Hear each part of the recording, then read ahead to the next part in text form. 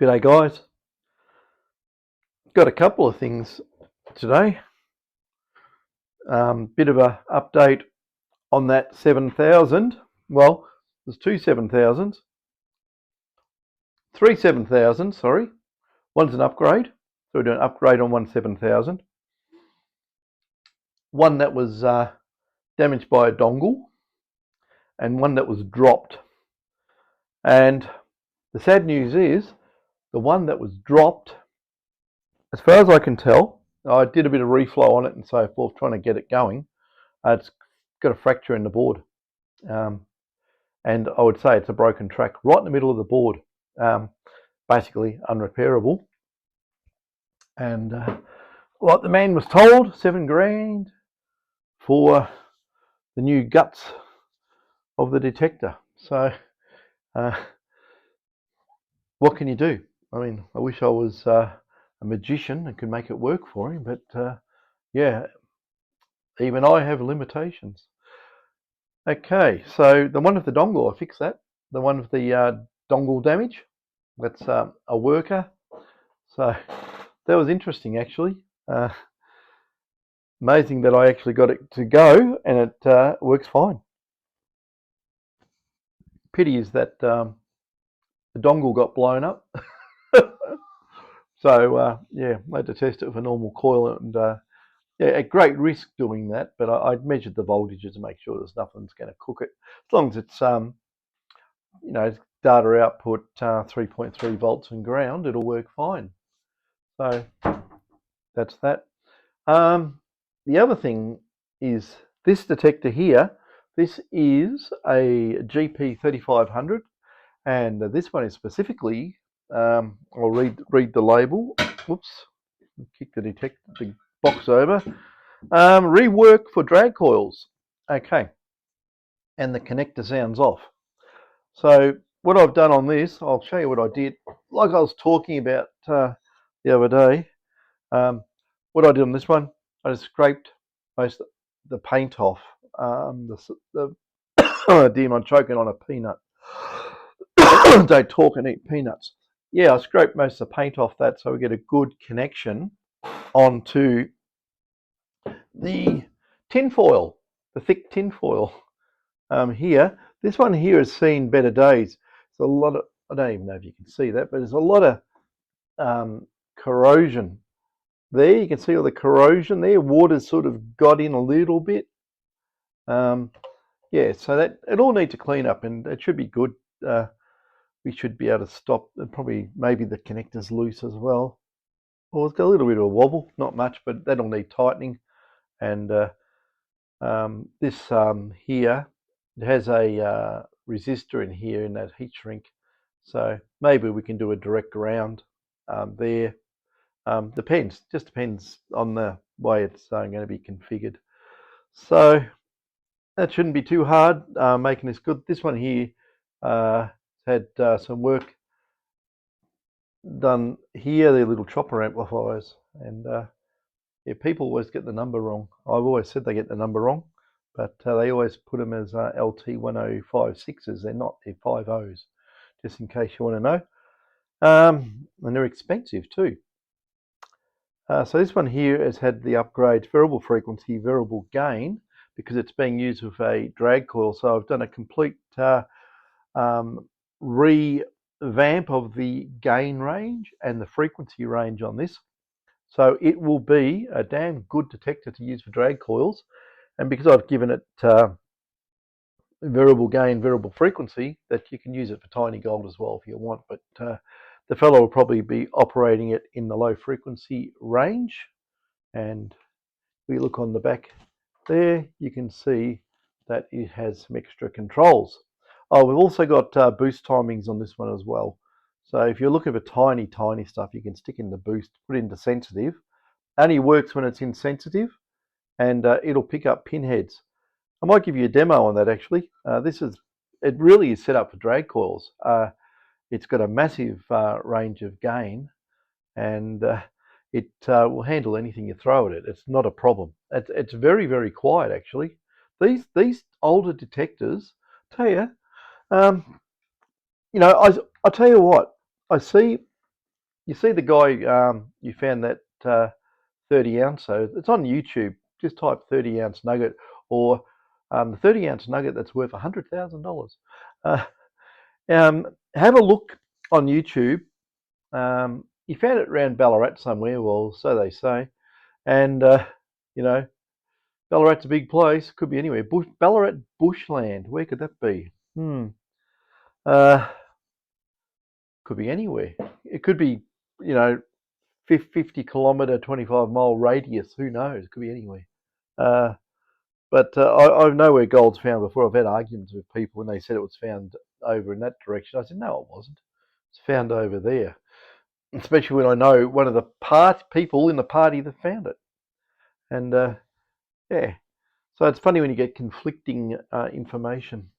People won't tell you where they find the big ones. They'll, you know, you find a big one, they'll say, oh, you know, they found in Bendigo when they were in Ballarat, and vice versa. Whatever. They won't tell you. Very secretive.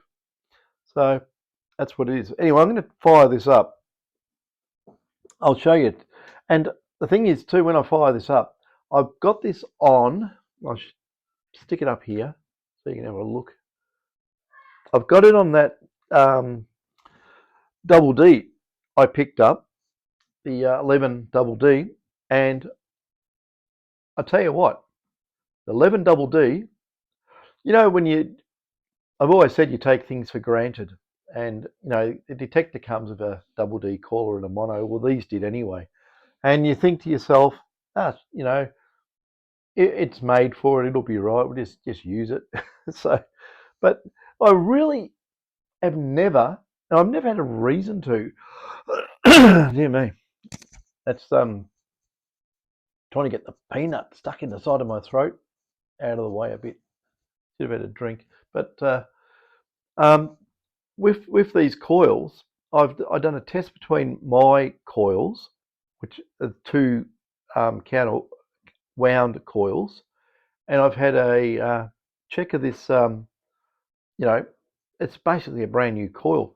Have a look at this. I mean, that has not been used. That is in mint condition. I'm trying to get rid of this damn get out of my throat. You know, I grabbed a handful of peanuts, just felt hungry because I was in here all day, didn't eat anything, and yeah, went and grabbed some peanuts, and now I'm suffering for it. But that is a standard GP coil. What's a GP detector? It must match. We'll turn this on, and this right, you got to turn this one on, not flick the switch. I'll see where our modes are. Okay. Okay, it's in cancel mode, slow tracking. I've got the gain on. The gain is full. So you see a little bit of burble coming through, but it's because of the size of that coil. And the other reason is, even though the detector's in cancel mode, these coils are not symmetrically balanced.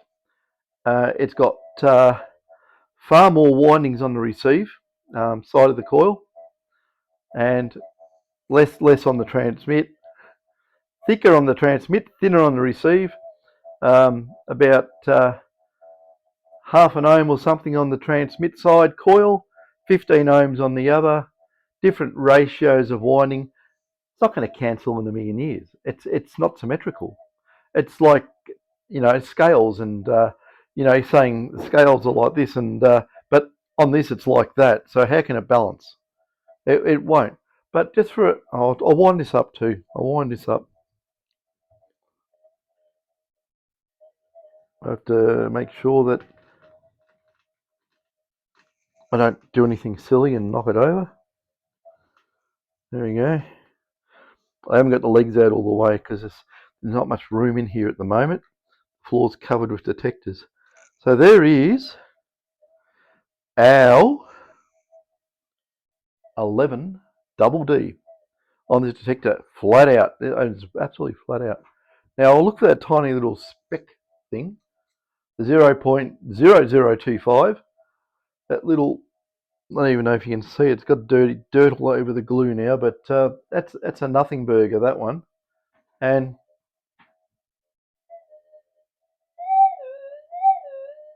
I take it you can hear that. I'll spin this around. Must be metal around there somewhere. Oh yeah, I've got my pickup wire under it, but anyway, no big deal. We got a spec.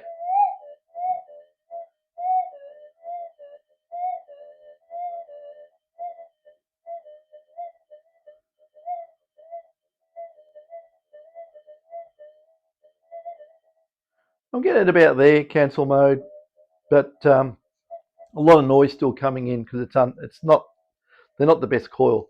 That other thing I've got up there is 1,000 times better than this because it's completely symmetrical. Yeah, this is made for drag coils. I've got this on the highest frequency and flat out gain. This is amazing if it can actually get rid of that. I don't know. I'll flick it into tracking to fixed and back. See if it tracks out.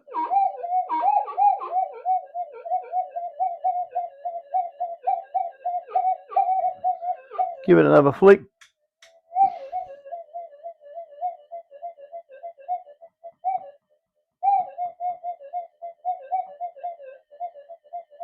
Basically getting rid of about 95% of it. Basically gets rid of it. It's just riding in the noise a little bit, but that's to be expected. Like I say, I'm pushing this thing like crazy. So these are still a damn good detector. If I put the small coil on there, and I put it in mono mode with my small ones on, let's just see how it goes. Could give you an idea how much noise is here. I'll just flick this into mono with that coil on there. Listen to this. There we go. And that's double D. Let's make the same noise. Stick it back there. Now if I turn the gain down,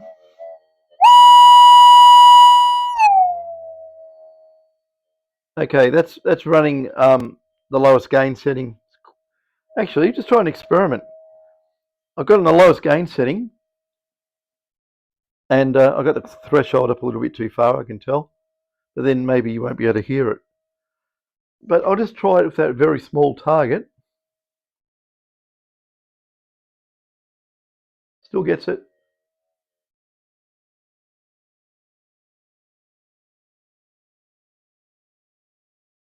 Not a problem. Gets that easy.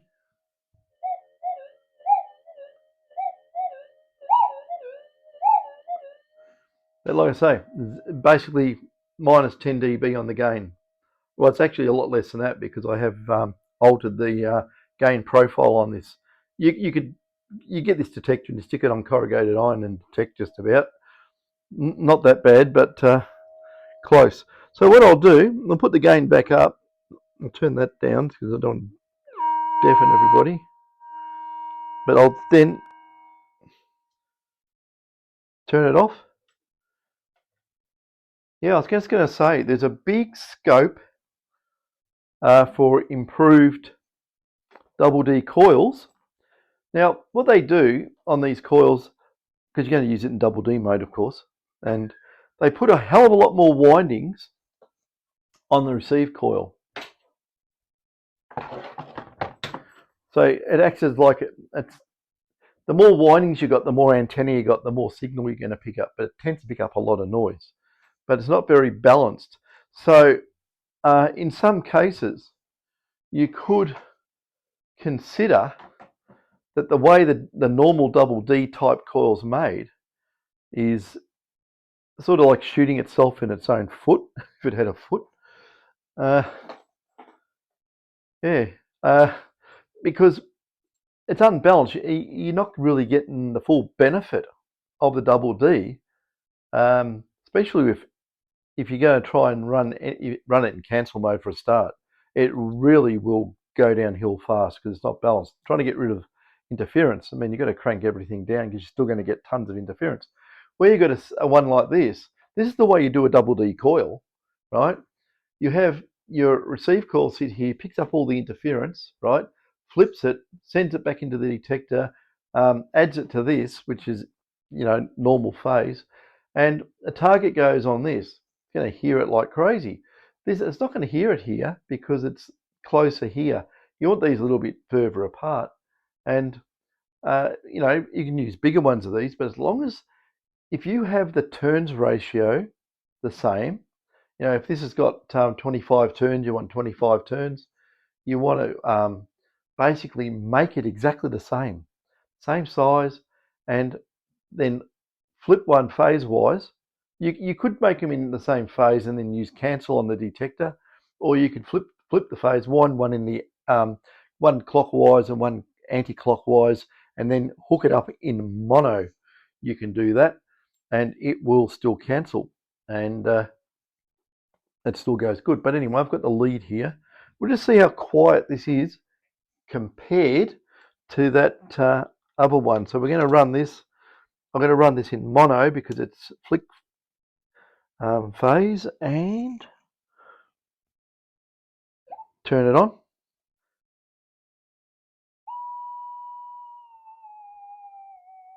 Listen how quiet that is compared to that other double D. I'll crank the volume up so you can actually hear it.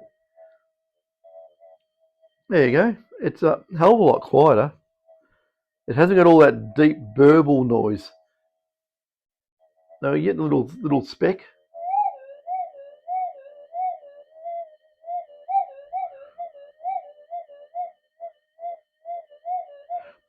Nothing wrong with that. Nothing wrong with that at all. And on a small coil, we'll see how we get rid of the hot rock. Let's get in here. Fixed, tracking.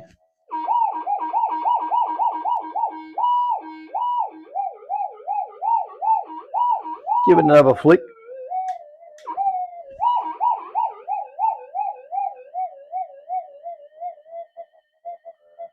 Got rid of it. There you go. So you can crank these right up and make a beautiful little, you know, zippy gold machine. It will pick up just as good as anything else out there. Nothing wrong with that. I mean, that's massive. So you can run it as a counter phase out in the bush. It'd be even quieter again. This does nothing, so that can sit there and, you know, it's probably going to react because it's so damn close, but it doesn't actually do anything. Like if I get that, it's not going to hear it. It's not going to pick it up. But if you spread these a little bit more and had some sort of coil assembly where you now, you know how hard it is to pick up targets with the GP ZZ7000, where it's basically got a coil, and another coil to transmit, receive, and receive. And what actually happens? As you go over, it goes beep, nothing, beep. You get two signals, and you got to say, "Oh, dig in the middle." Well, there's another coil there. You dig in the middle. So, you know, you got to dig between the beeps, sort of thing. And the same sort of thing on this. You just got to have it in your mind that this one here is doing nothing. So on your coil skid plate or whatever, you just put a big cross through here, so you visualize it when you move the coil away, and you know it's under this coil. So that's how you do that. Anyway, this thing, I'll turn the threshold back down, but that's running beautifully. That's no problem there. That is an old detector. That's a GP 3500. This is what I say. You can get hold of these older detectors, and you can get them to do basically probably 90% of what the newer detectors do. There really isn't much difference. You know, like I said, I've had various detectors over the years, and I always revert back to my 4500. It is a damn good detector. It really is. And when you start mucking around with the coils, then you can do all sorts of coil experiments. There you go. You know, you do something like this. You could actually get something. This is, I'll move it away, but from that metal work there, This is a cutting board. I think I got it $5, something like that. And see, I've put it on there. You could wire it up like so, and yeah, basically put a mount in the middle of it. Separate these, put a mount in the middle of it, trim this off, and go and detect with it. You could detect with that. You know, it's got pneumatic tape around it. That's sort of waterproof. Not around here because that's just quick fill. But you could paint it with you know, some sort of rubbery compound or whatever, and then you'd be waterproof. You go out and swing round with it. You can crank your gain right up if you've got gain to crank up. Um, yeah, it's just that wire and stuff there, or maybe it's stuff in the drawers too. Yeah, there you go. I got residual stuff. I got drawers here. I'm going to use them, but I'm not going to put big hunks of metal in there. So that's where we are with this. So this one is set up a lot differently, specifically to be able to be used on massive drag coils, and it should run very, very smooth and stable. You know, if you're looking for big deep gold, I'll tell you this. I'll tell you this right now. You look at all the modes on the detectors, okay, and you look from day one. What everyone calls normal mode. You know, 3 short pulses, 1 long pulse, and you know, short ones, whatever they are, 35 microseconds long, big ones 120, 140, whatever, and just round and round and round, loop and loop, sample, sample, sample. That is a really good setup for big, deep gold. And you can stretch those pulses out as well. I've said it many a time. You can stretch them out to give more energy per pulse, and you can also increase the inductance of your coils, get another wind on there if you want. But then you've got to change your damping resistor. But anyway, all this can be done. It's not hard. It's not rocket science. It used to be rocket science. It used to be a real black art. It's not anymore. The veil has been pulled off. But yeah, with all this stuff, you can make your own coils, but you need the older detectors to do it with, unless you're going to muck around with handshaky dongle things that talk from the coil to the detector and says, hey, yes, there's a coil connected. Quite interesting, because even though I had 7,000 on the benches, I took the transmit output off the board, and because I was checking for something, of course, and I just didn't want to have the TX running. And I said, oh, beauty, it's got its dongle connected. It's going to talk. It's going to say, yeah, the coil's there. And the transmitter's just going to, you know, do its own thing in its own time. And it said, what it said, it turned on and went, da, da, da, da, da, and it came out and said, coil not connected, and shut down. I mean, you buggers. So if you take the transmit off, the detector shuts down. It's got nothing to do with the dongle, but it'll say, coil not connected, and shut down. So yeah, it makes it very difficult to do any sort of experimentation when anything you touch, the detector wants to shut down. So that's why I like the old detectors. It allows you to experiment and build up all sorts of interesting things. Um, yeah. So by the way, you probably may have noticed that a lot of people in the detector industry don't like selling coil cable um, at all.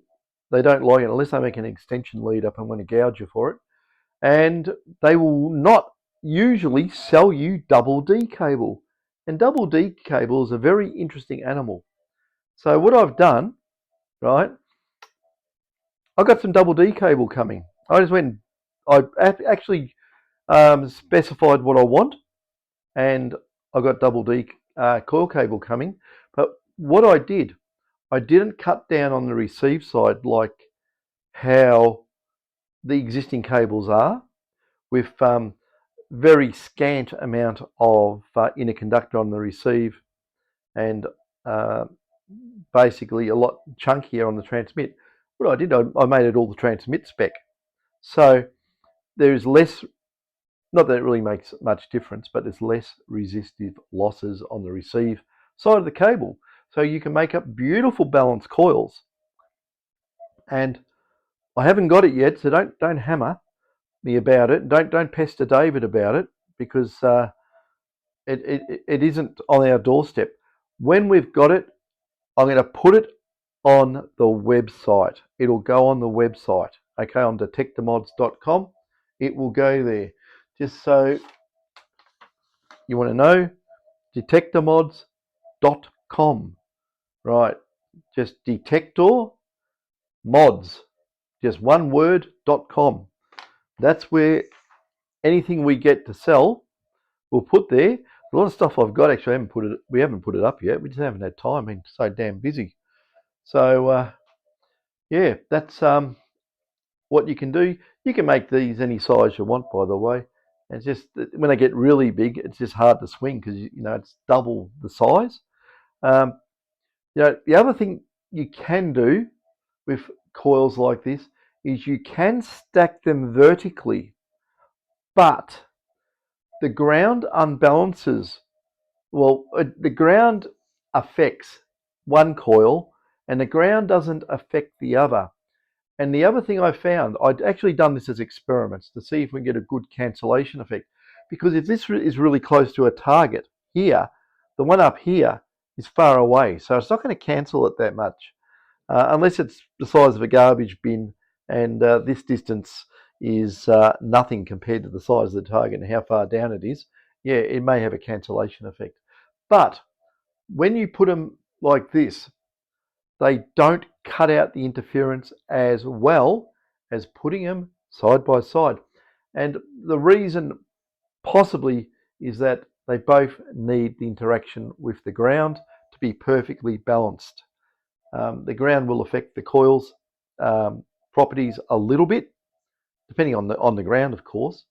And yeah, stacking them up like that, you just got one floating around in the air, and this one here is close on the ground, so it probably lowers the impedance of the coil or something.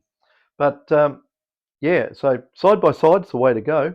And what you could also do, if you really want to, you could actually, dare I say this? Really, dare I say it? No, this is for experimenters. Okay, you've got to remember, in these older detectors, you have one transmit line, okay? You have two receive lines, but you connect one of those receive input lines to the transmitter, and that's why it's got those MOSFETs to block the flyback and everything. But I don't want to get into that, it's too complex. But what you can do, you can have a receive coil here. You can have a transmit coil here. And did I say there's two receive channels? Don't have this anything to do with the receive. Get your next one of these and stick it here. So you have two receive coils acting on the signal output from your middle coil. So if there's a target here, target just doesn't generate a field like and hits this one. It comes out like this. So it would interact with that, and it would interact with this as well. You could run this one counter phase and run these two here in phase. You can do all sorts of things, and you can also flip the phase by using the cancel switch on the detector. So that's something worth thinking about playing around with. And there's no such hard and fast rule that says you only should have one transmit coil and one or two receive coils. You can have 1, 2, 3, 4 receive coils as long as you did the phasing correctly. Depends how you want to do it. But if you have, say you made this a bigger transmit coil, and you had these smaller ones around, but you end up with a pretty big coil. You probably end up with something like about that. You can then phase flip it with your cancel switch and do all sorts of magic depending on what ground you're in and what you're looking for. Having basically have a look at the 7000. It's got one coil that big in the middle, and it's got two outriggers about the same size, and that does get pretty good depth. It does have a, in my opinion, I better not leave that out. In my opinion, it has more capture area because you've got the two coils. Okay, so you could do something similar, in my opinion, with a older GP or GPX. So think about that. The other thing too, you can actually, yeah, it's a bit loose there, I think. But anyway, the like I say, it's only a quick test coil. But the thing is, what you could do, you could get a bigger one and actually have some of this under this coil if it's bigger, and this one here, have it under the coil as well. I'd step the transmit one up away from the ground because any solder joints that are going to have less interaction with the ground. That does cause an issue, unless you want to put ferrite sleeves over them. But you can do that and have these closer to the ground so you don't miss any small signals.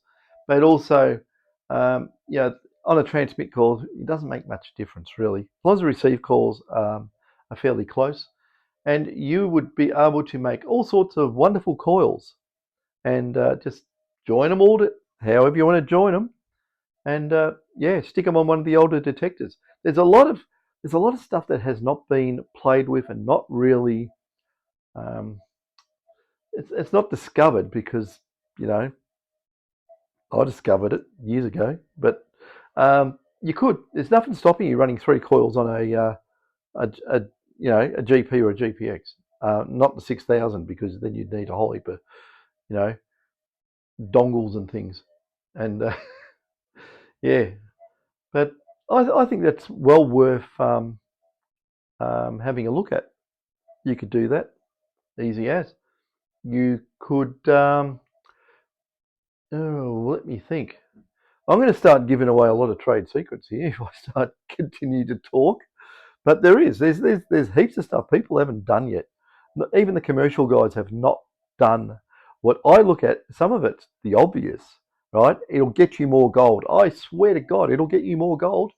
You put more antennas up, you're going to get more signal. Put it that way. And if you do your phasing and cancellation properly, you can negate all the noise.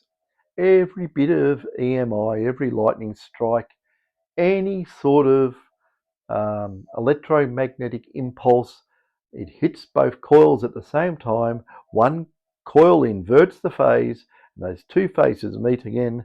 And yes, a -1 and a +1 equals 0. So it will get rid of all the interference. And because you have a target offset from one coil to the other, you pick up the target because it can't cancel it. So you can have all sorts of weird, wonderful setups.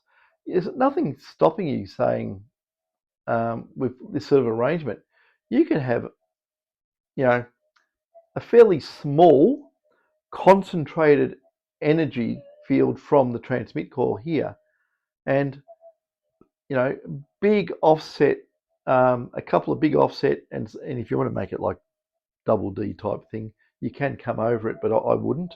I'd keep them all separate, and just make a big long coil as such. Even better, you're probably better off with a shape like this, because you want to, as you swing, you want to get both coils over the target, because one will react with the target and this one's going to react. You're going to get that interesting, possibly double beep, and maybe that would alleviate, depending how fast your detector's tracking, some of the ground noises. That the first beep would be louder. If the second beep is softer as you go over, it depends on your sweep speed, that it may say, oh, that's ground noise, and diminish it. You know, if it's like a hot rock type thing at depth, not if it's on the surface, it's going to ping. But there's a lot of things you can do to really push the limit with these older detectors. I've got no, I've got some stuff coming. I tell you, I've always said keep hold of your older detectors, right? Especially the GP and the 5s and 45s and that. Just keep hold of them because I've got something I've been working on, and it goes in those detectors. Okay. I'm not going to say what it is because no one's been down the path of this as far as I know, and we'll see if we can get rid of all the noise, get a hell of a lot more gain, a hell of a lot more depth, hell of a lot more sensitivity, and the detector will purr like just sit there and you won't get any jitter. Basically, it'll just purr, and it'll be a stable threshold.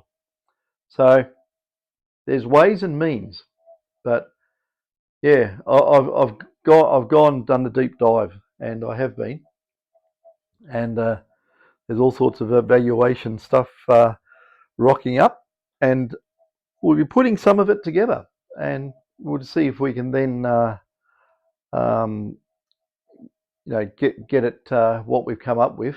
There's a hell of a lot of mathematics in it, which I'll have to use my number 3 son for because he's a mathematical whiz, and we'll crunch it all out and see how we go. He did the Arduino code to run the 2000, so he knows all that stuff. He's a good little programmer, and he understands metal detectors too. So yeah, and yeah, Dave also. Dave was a chef, you know. Dave hated the chefing industry, and he's really come up like massively on the electronic side of things. He's doing a lot of stuff himself. He's actually really got his teeth into it, and he'll say, "Oh, if I do this and do that, is that right?" And I go, "Yeah," or do that instead, or whatever. But he's really really good. He's really good. Um, he actually, I've got him down to fixing some now. He fixes. He'll fix GPs. Not a problem. He'll fix a GP. He'll probably be able to fix GPXs too, but I think he throws them at me just in case. And it's all good fun. And he makes coils. He knows the full fundamentals of making a really good coil, and he does. So he's making all the drag coils for everyone. And wow, the little coils picked up the doorknob and that frame. So yeah, that's my dinner. My dinner has arrived, so I will get out of here and go and eat my dinner. That's 38 minutes of waffle. So someone said keep waffling. They enjoy the waffle, and they want more gold stories. Have I got some gold stories from over the years? My God, tell you what, when the weather warms up, um, guys around Ballarat mainly, I suppose this probably applies to, or anyone who wants to have drive. But when the weather warms up, I think I might have some barbecue beer nights in the backyard. Set it all up nicely, and get the prospectors around all telling their stories, and we'll make videos of it.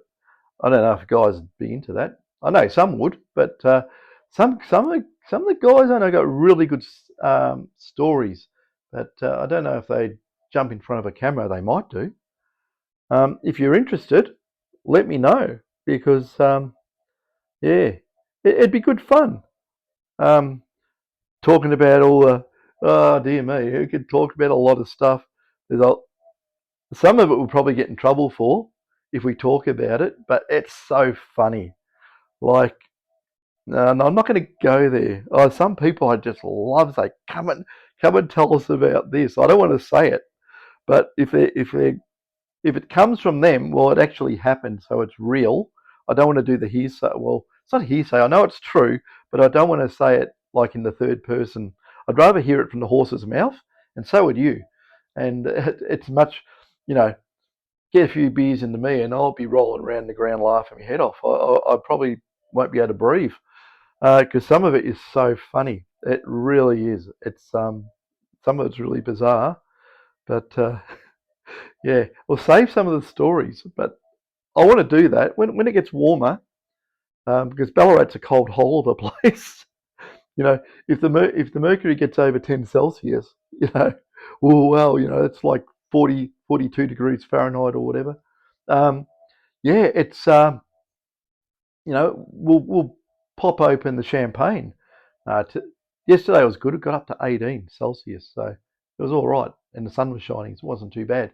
But when the weather warms up, we'll have some prospectors beer nights, I think, uh, or Jack Daniels nights or something. We'll do something like that because it really would be good fun, and to make a video of it. Yeah, trying to video in a drunken stupor, or I'd get Chari to do the videoing, or something like that. I'll work it out. But yeah, if you're interested, say so, because I think that would be a lot of fun. Anyway, I better go and eat my dinner. It looks like roast pork. Ooh. Anyway, catch us.